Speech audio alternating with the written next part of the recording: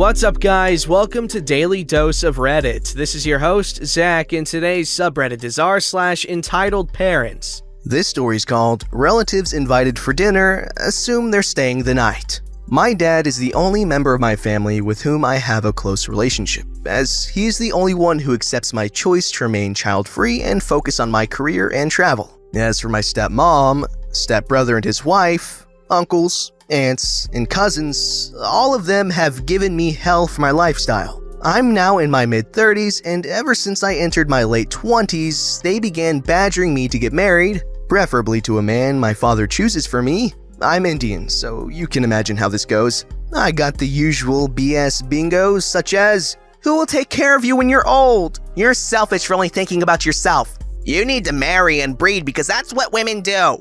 Around 4 years ago, I finally got sick and tired of them and decided to ignore their calls and texts. I've only maintained low contact with my stepbrother because he was not quite as horrid as the others. I was never close with these people to begin with, so it wasn't difficult. For a while, they took to harassing my dad to get him to get his daughter in line, but he shut them down by saying that it was my life, my decisions. At the time when this incident took place, a certain crisis had arisen in my extended family, one that directly affected my dad.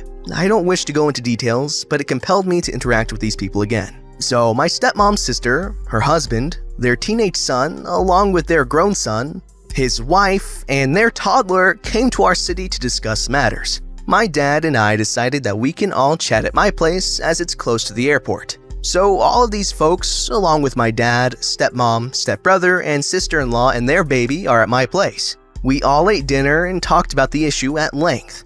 However, it was quite an ordeal for me as I had to constantly tell off the toddler, stepmom's great niece, as she kept trying to grab my cat and dogs or make loud noises at them. I asked her parents to intervene, but they just laughed it off. My pets are very well behaved but are not used to being around kids, especially if they're annoying little brats whose parents refuse to discipline them. As soon as the discussion was over, stepmom's sister asks which of the bedrooms was for them. I was caught a bit off guard and asked her what she meant. Her husband chimed in and rather demanded, that I get 2 of the bedrooms ready for their family. "We'll be spending the night here. And breakfast better be served before 8 o'clock in the morning as we don't want to miss our flight." He said this with the matter-of-factness of a seasoned parasite. This was my breaking point. Not once had I indicated that they would be staying in my house. I just offered to host them for dinner once. That's it. Even my dad was shocked. I told them very bluntly that I'm not particularly fond of their family and do not feel comfortable letting them spend the night. Also, how the heck did they get this ridiculous idea anyway? Now, my stepmom flared up. She no longer speaks to me directly, so she began asking my dad why his daughter could not put up family members in her home for one night. How can she be so selfish? My stepbrother's kids chose this exact moment to start bawling. So my sister-in-law told her to stop yelling as the baby was getting upset. "Thanks, kid." I told everyone in a firm voice that we've discussed what we were supposed to discuss, and it was time for them to leave. Stepmom and her sister walked out grumbling. Everyone else followed. The toddler's mom asked if her kid could pet my dogs. I just said no, with a straight face, which seemed to annoy her. The baby was still bawling like a champ, so no one was able to say anything else.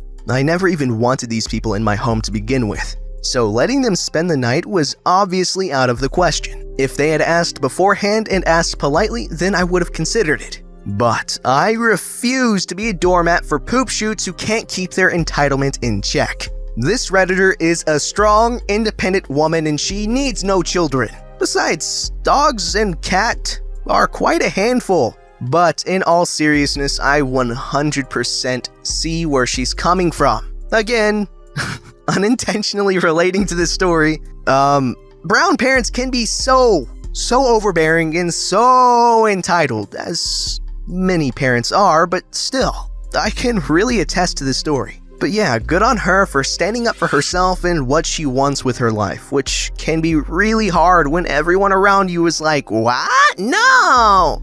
This story's called The Tale of Two Kids, Two Parents, Dungeons and Dragons, and a Game Store. Long one. Prepare yourselves. Once upon a time, there is a game store. Every Wednesday, this game store hosts Adventurer League, where players looking to play D&D will get placed in one of the few existing groups consisting of a bunch of strangers. Those who are familiar with D&D would know the age-old dilemma of too many players, not enough dungeon masters. This is especially true with one certain group consisting of the Dungeon Master, the Quiet Girl, Steve the Town Guard, Tweedledee and Tweedledum, me, Good Parent and Good Kid. This group already had 7 players, a number which would make most balk, but this Dungeon Master was a trooper. Now, Good Kid is young enough that he didn't always get the nuances of playing with more mature people. Tweedledee and Dum were in middle school, but they were also mature enough to understand that playing with kids is very different from playing with adults and acted appropriately in a non-disruptive manner.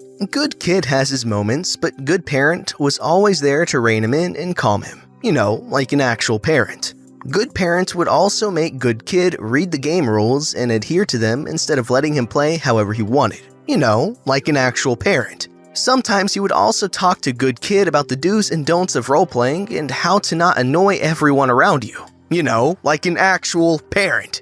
For months, this group was cruising along in harmony until one day when the Entitled Parent and Entitled Kid attacked. This large group of 7 players and 1 Dungeon Master was suddenly saddled with an 8th player, Entitled Kid. Entitled Kid, who has never played, is unfamiliar with the rules, and is even younger than Good Kid. "It's just for now until we can find him a better group," says the store clerk. "I mean, you have a Good Kid and Tweedledee and Tweedledum who are kids. Surely one more won't hurt." "No worries," says the Dungeon Master. "I'm fine DMing for large groups. I suppose this will be okay." "Yeah," agreed poor, naive me. "I'm always happy to introduce new players to D&D. He's a bright kid," says Entitled Parent. "He picks things up really fast. He'll learn the game and the rules in no time." And then she leaves her 7 to 8-year-old kid in a store with a bunch of strangers for 3 hours. Spoiler alert, Entitled Kid did not learn about the game and rules in no time. At the end of Entitled Kid's first session, it became painfully apparent that his age or his status of a newbie was not the issue. No, he would not sit down and listen when the group tried to explain the rules to him. He would climb on top of a stack of chairs and stand on them. He would talk non-stop about the most random things that were not D&D related and seriously distract the group, all who are trying to play. He would move miniatures around the battlefield and mess up whatever was happening in the battle. He thought his character was Thor, who could throw his battle hammer once and kill all the bad guys. Spoiler alert, Dungeons & Dragons doesn't work that way. Most egregiously of all, he would take the store's merchandise and move them around or hide it. "But OP, I hear you say, why weren't any of you watching Entitled Kid? He's part of the group now, right?" Actually, no. It's only temporary until there's a smaller game since the group was already so large. And the group did watch him for the first 2 sessions. Coincidentally, the group did not get much playing done during those 2 sessions. Every single week, Entitled Parent would drop off Entitled Kid with us and leave to Buddha knows where. It became very apparent that she saw this group as weekly babysitting. Also, to play in the store, you'd have to pay $5 each session. This group was paying $5 each to babysit a kid who didn't know how to play, didn't want to learn how to play, and was giving them a massive migraine. Dungeon Master began complaining to the store, but since Entitled Kid hasn't done anything illegal in their eyes, Entitled Kid had placed all the merchandise back in their rightful places after Dungeon Master yelled at him and the store wasn't concerned that he might do it again. Anyways, they wouldn't kick him out. Dungeon Master requested that Entitled Kid be moved to another table, but other groups were also full, so they were stuck with him until new Dungeon Masters show up to run their games. Dungeon Master then tells Entitled Parent of Entitled Kid's behavior and requests that she teach him the rules. You see, Entitled Parent claimed that she played D&D when she was younger and she knew the rules. Perhaps she can teach Entitled Kid how to play the same way Good Parent taught Good Kid. Amazingly enough, Entitled Parent did not blow up at Dungeon Master for accusing Entitled Kid of bad behavior. She said she would talk to Entitled Kid on how to behave. Spoiler alert, she did not talk to Entitled Kid because he acted even worse than before. Okay, but how's Entitled Parent entitled? I hear you say. Yeah, expecting the group to babysit is bad, but it could be worse. Maybe she's tired. Being a mom is a thankless, constant job. It's just 3 hours a week and she hasn't done anything entitled. Well, my dear listener, who conveniently glossed over the fact that everyone paid $5 to play D&D, not to be free babysitters. Luckily, I have news for you. Dungeon Master has the phone number of every group member. In Entitled Kid's case, he has Entitled Parents' number. According to him, Entitled Parent is seeing the writing on the wall. She knows 8 players is too much for most Dungeon Masters to handle. She knows Entitled Kid is disruptive to the group and no one likes him. She also knows there's a 99.999999% chance that Entitled Kid will not stay in the group, especially when the store clerk confirmed that his placement is only temporary since day 1. Dungeon Master told us Entitled Parent had been asking him to kick someone out from the group to make room for Entitled Kid.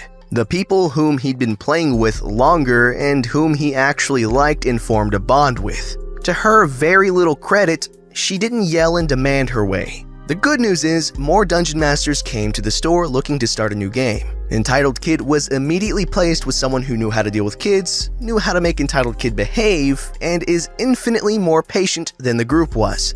The bad news is Dungeon Master had to leave for a year to do job training with the promise of returning, and I have taken over as the group's new Dungeon Master. I also have a session tomorrow and still am not completely prepared for it because I greatly procrastinated to write this story. Oh, we've all been there, you know, having something you enjoy doing being ruined by little kids. Now, okay, kids are cool and everything, but you know, there's certain things that are a lot better with, you know, people that aren't little kids, such as pretty much everything that little kids don't typically do on their own. And this is especially true with a game like D&D, which takes, I'm assuming, a lot of imagination, a lot of concentration, and you know, you have to immerse yourself, and a little kid being there is really annoying, and I can definitely see that killing the immersion, you know, when things are getting good.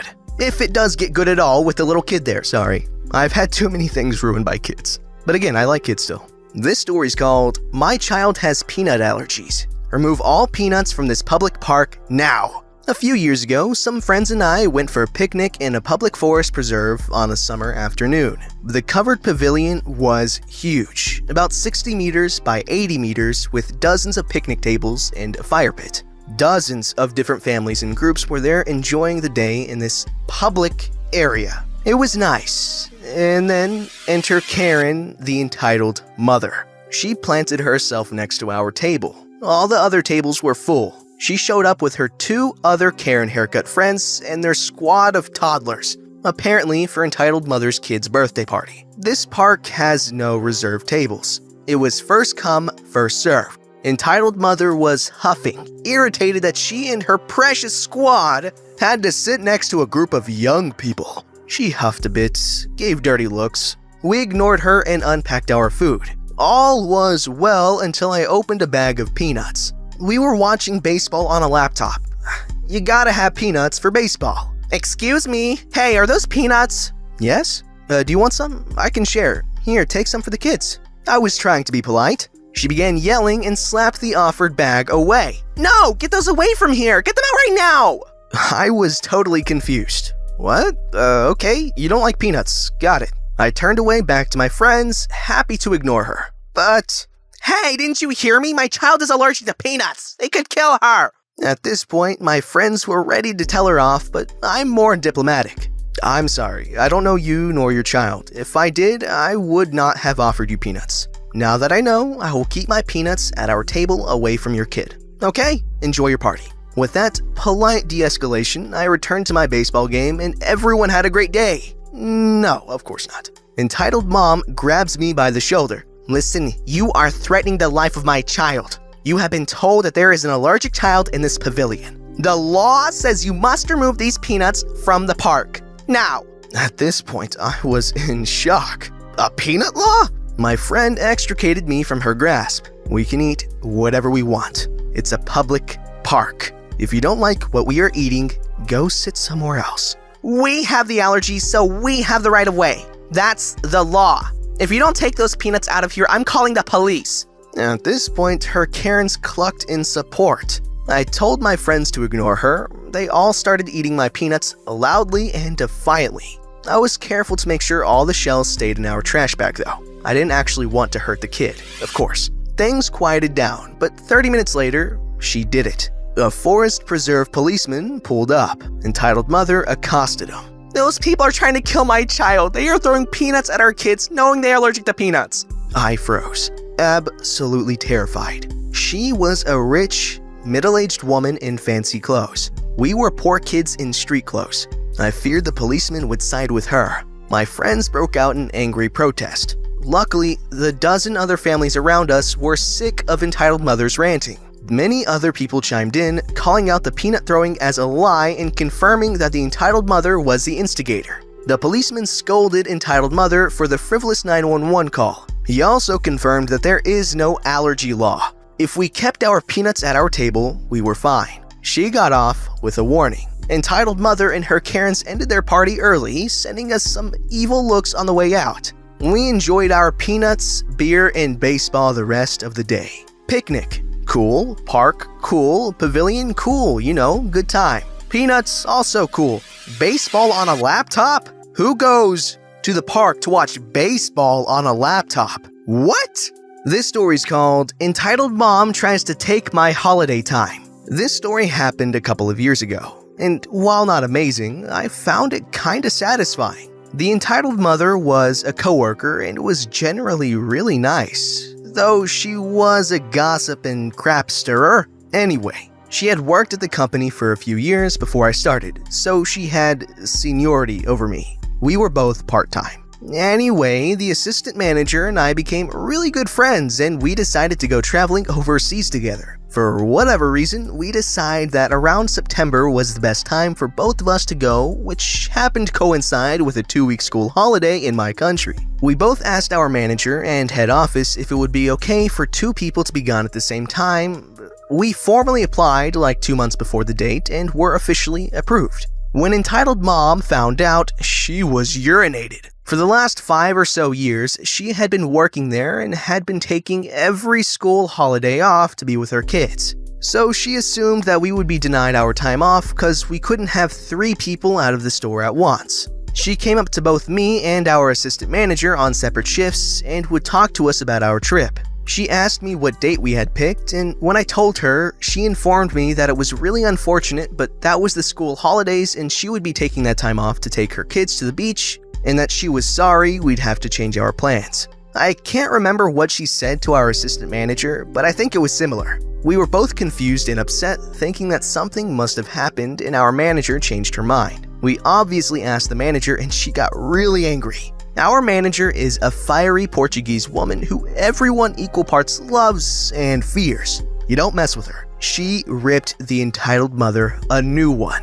Told her how disrespectful she was for trying to go behind her back, that she wasn't entitled to have every school holiday off and only did because manager was kind enough to approve it, and that she wasn't the only one working there who was a mother who would have loved to have that time off to be with her kids. Entitled mother tried to argue back that her and her family had already paid for the vacation house, but manager shut her down, saying it wasn't her problem that they already rented somewhere without applying and being approved for time off. I can't recall the particulars, but I remember that with her shifts, she still would have been able to attend 4 to 5 out of the 7 days they had booked. She just would have to leave later and meet her family at the beach. Well, that wasn't good enough for her. She ended up quitting her job over it. I still saw her from time to time. It took her a couple of years to find another job, and even then I don't know how long she was there for. Okay, the entitled mom was actually 100% in the wrong. However, I do kinda see where she's coming from. Because she was used to having that time off for the past 5 years. So I don't necessarily think it was that crazy of her to assume that she could get that time off. But what she did was really shady. But again, kind of understandable given that she already paid for it, and yeah. But the correct thing to do would have been to talk to the boss. Don't forget to like, subscribe, and hit that bell to never miss an episode.